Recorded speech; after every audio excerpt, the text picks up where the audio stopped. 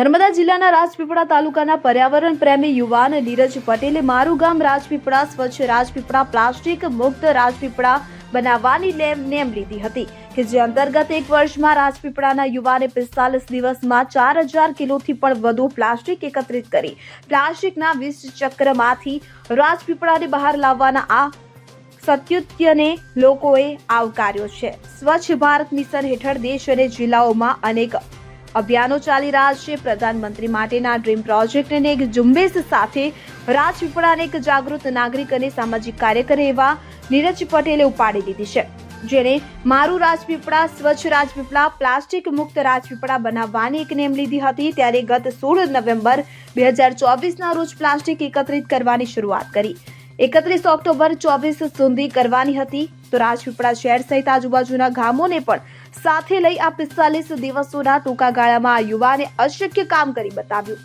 45 દિવસોમાં 3000 કિલોથી પણ વધુ પ્લાસ્ટિક એકત્રિત કરી લીધું। પ્લાસ્ટિક મુક્ત રાજપીપળાની શરૂઆત કરનાર નીરજ પટેલ સાથે શહેરીજનો પણ જોડાયા હતા। પ્લાસ્ટિકના વધતા ઉપયોગ અને તેનાથી થતા નુકસાનને લઈ સ્વચ્છ ભારત મિશન અંતર્ગત મારે એક જાગૃત નાગરિક તરીકે રાજપીપળા પ્લાસ્ટિક ફ્રી બનાવવું છે અને બસ એવા વિચારે આ યુવાનની હિંમત જોઈ તંત્ર અને અન્ય લોકોનો સહકાર મળતો રહ્યો।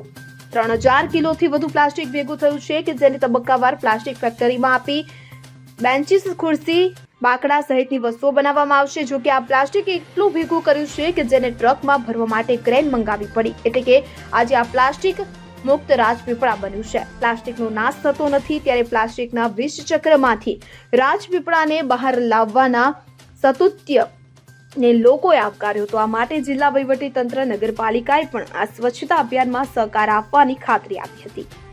16 નવેમ્બરથી લઈને 31 ડિસેમ્બર સુધી અમે અને અમારી ઇન્સ્ટાગ્રામની ટીમે એક મુહિમ ચલાવેલી હતી પ્લાસ્ટિક ફ્રી નર્મદા, જે અંતર્ગત અમે 4 ટન જેટલું પ્લાસ્ટિક એકત્ર કરેલું છે।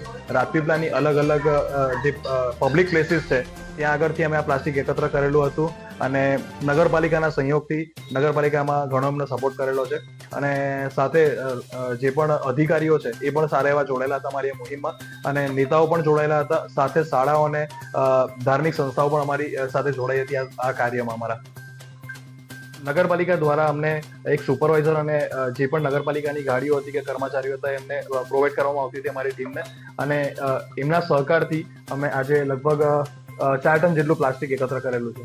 અમે પ્રવાસન સ્થળ લેહ લડાખ છે ત્યાં ગયેલા હતા, ત્યારે એકવાર અમારાથી ભૂલમાંથી એક બોટલ પ્લાસ્ટિકની ફેંકાઈ ગઈ હતી, ત્યારે ત્યાંના જ એક લોકલે બોટલ લઈને અમને ગાડી પાછળ આવેલા હતા, એ લોકોને કીધું કે અહીંયા પ્લાસ્ટિક ફેંકવું નહીં। એ અમારા માટે ખરેખર પ્રેરણાદાયી હતું।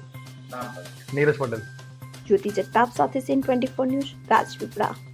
હવે જુઓ દેશ દુનિયાની તમામ ખબરો તમારી આંગળીના ટેરવે। ઉઠાવો મોબાઈલ અને ગૂગલ પ્લે સ્ટોર પરથી ડાઉનલોડ કરો અમારી CN24 ન્યૂઝ મોબાઈલ એપ।